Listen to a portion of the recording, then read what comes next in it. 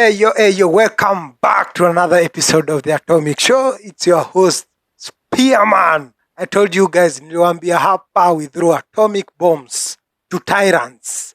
Hapa, we've come here to liberate ourselves from mental slavery. In this show, we call it as it is. Hapa, we don't sugarcoat anything. We call a spade a spade. Hapa tudanganyani. Sawa sawa, hatudanganyani. So today we are throwing one big atomic bomb. Kuna mse alibonga shit about the Kenyan youths. There's somebody alitutukana and I cannot let it slide. I cannot let it slide. Shaolin Ruto, muuzaji wa smoky na mayai. You know, she called us, mnatuita aje lazy. She called us lazy. Okay? Hiyo siwezi acha slide. She called us lazy. Shaolin Ruto, a woman who has risen to power, a woman who has grown in a family. Your father has been an MP 30 years ago. Nyini watu mmeishi, your background just tells you that you lack the moral authority to lecture any Kenyan youth hustler huku nje. Unatuitaje super mazembe? Ati sisi ni super mazembe. We are lazy. Kula kibare kwa face. Cheki, there's this thing imekuwa ikinikera mno, nasumbua moyoni sana. Over the years, wazae upatana wazae huku, mzae fulani tunakuendeshia Pajero fulani mzee, Mercedes fulani mzee. Wazae wanakuambia, you know, they've been lecturing us. They've been motivating us, motivational speakers. Wanakuja wanakuambia, you know, trust the process. Getting rich or wealthy is a process. Let's assume, for a minute, that is true. That is correct. I mean, so give us the first step of this process. Ulianzaje? Most of these wazee, and when I talk wazee ni watu over 50. You are over 50 and above when ni mzee. Most of these wazees unakutaga ni watu when they were youths. The Kenyan population at that time, you know, by the time we were getting independence, Kenya was just 3 million population.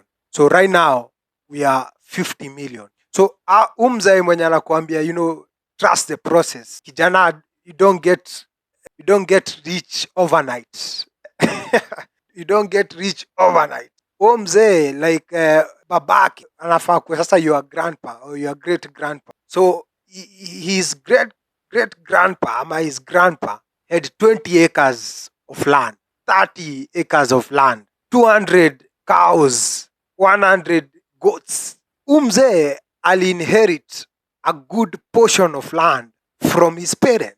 For me, a Kenyan youth right now, we are inheriting peanuts. We don't inherit shit from this wazee. Sai hakuna kitu ya kuinherit. Sai tuko 50 million. There's no land to be inherited right now from wazee. So mzae, you lack the moral authority ya kutulecture. Unatulecture kaa nani? We ile time ulimaliza college, ulimaliza campus, you went to Nairobi University, ulisoma kidogo, after kumaliza hivi kazi, you didn't even tarmac, ulipata kazi immediately, serikali ilikuchukua. So you've worked for more than 30-40 years kwa serikali. Alafu unakuja unaambia kijana, you're telling the Kenyan youth that you know, they should be creative, they should be innovative, they should engage in business, they should not wait to be employed.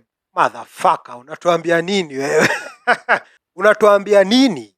What are you telling us? What are you telling us? I make sense.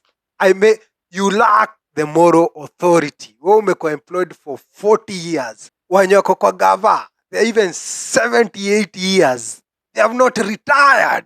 Unatuambia nini? Hii serikali yenye, you are not being given loans. Hiyo kitambo, even those who did not manage to go to school and probably they had entrepreneurial skills, you know, getting loans hapa na pale was easier. Anauza shamba yake 2 acres, anauza ng'ombe zake, you know, 20 cows, anapata capital ya kwanza biz.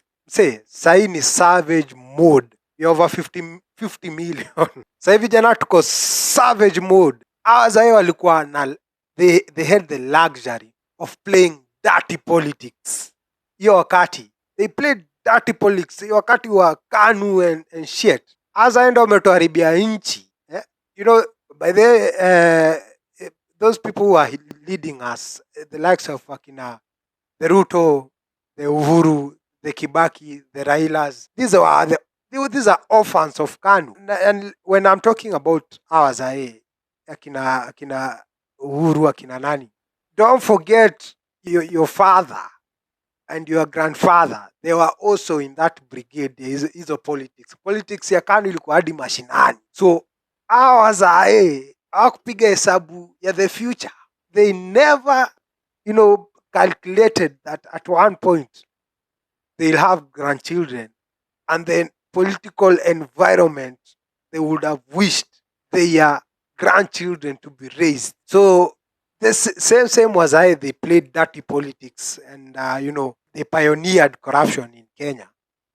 The same was ndo anakuja kutuambia about creating wealth and being rich. Unakuta mzee, they've been castigating vijana. They're telling us betting is bad, gambling is bad, because apparently sasa hivi vijana wako betting mbaya. Wase wa avieta, wase wana bet huku nje mbaya. However, ukiwa kaa kijana, acha nikwambie, mtu asiai kuja kukwambia ati betting ni mbaya, ati gambling ni mbaya. Say, this life is about gambling. This life is a gamble. Generally, life is a gamble. You go, umekaa hivi, umesema leo, you've made the decision, you've been dating a woman for 2-3 years. Umesema leo ni ile siku. I'm getting married to her. And as a matter of fact, we are doing a wedding. So you've already scheduled for a wedding, supposed to be next week. So you throw in like a 1 meter into that wedding. Say, you may gamble. You don't may gamble. You've risked. Gambling is about risking. And this life it's all about risking, even in business. Business, invest anything in business. You've risked that money. You're not sure that it will turn out to be profitable. Inaweza dunda. That's a risk. You've gambled that money. Kidogo, you've decided, yes, let me do this, the wedding, umetupa milioni moja kwa wedding. Kidogo, after 1 week, the mama is cheating on you. So the marriage is not working out. You invested, uli risk, with the hope that nimeangukia wife material, and kumbe wendo umeangukiwa. So you took a risk. So mtu asikuja kukwambia hapa ati betting ni mbaya. Na yeye alifanya wedding ya mita moja, alibet na mita moja, akapata odds. kumbe the game match was fixed. The match was fixed. Dem alimcheza na gym instructor. Even in religion, it's all a gamble. Umeenda church, with the hope of getting spiritual nourishment, with the hope of, you want your life to be better. Without Christ, your life is, umekuwa tu hivi hivi. Hauna mwelekeo. So you decide to go to church. So you've gambled. Let me go to church. Naweza pata usaidizi. Naweza ombewa nipate job. Naweza ombewa nipate bibi. Kwanza kwa hiyo church. Umeamua kugamble kwenda kwa hiyo church, uoneka utapata bibi, unapatiwa zinaitwaga aje?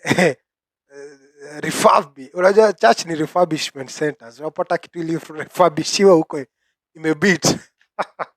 Ama unakuta ulioshwa na pastor alikuosha. Ulileta ganji huko Ezekiel mita 6, ulioshwa, ulichezwa, umepeleka huko all the single coin you had, ile kidogo ulikuwa nayo umepelekea pastor kuombea upate kazi. Kume motherfucker, pastor ni con man. The match was fixed. So the point is, life is a gamble. And no one should tell a Kenyan youth that betting is bad, because everyone bets in this life. Mtu asikuambie, everyone bets in one way or another. Everyone bets in this life. So fuck off awazae.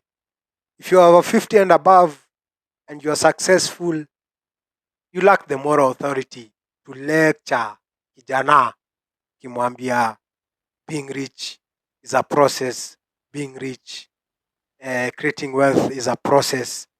Fuck off wazae. Mnatutia pressure. Mnatutia pressure. Wakafi jamaa mnatutia pressure. Mnatupea pressure hapa. Mnatupea pressure. Mnatupea pressure nyinyi.